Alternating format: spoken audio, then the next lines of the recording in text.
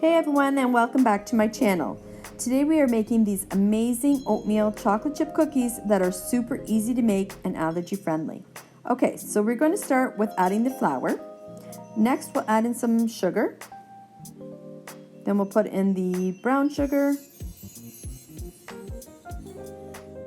Next we'll add some baking soda. We'll put some egg replacer in. Next is the cinnamon and our oats. And then we'll add in some of the chocolate chiplets. Mix this all together. Don't worry if you've missed anything in this video. I've posted the full recipe and instructions.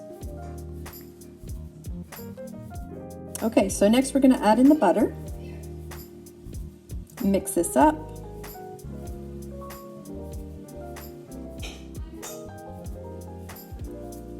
Then we'll add in our vanilla. Next is our honey and our water. Mix this until it's well combined. If you're new to my channel, welcome, and make sure to subscribe and hit that notification bell. I post new videos every week. Now we're going to form the dough into balls, about 2 tablespoons, and place the cookies onto a lined cookie sheet about 2 inches apart. Preheat your oven to 350 degrees Fahrenheit and bake for 12 to 14 minutes.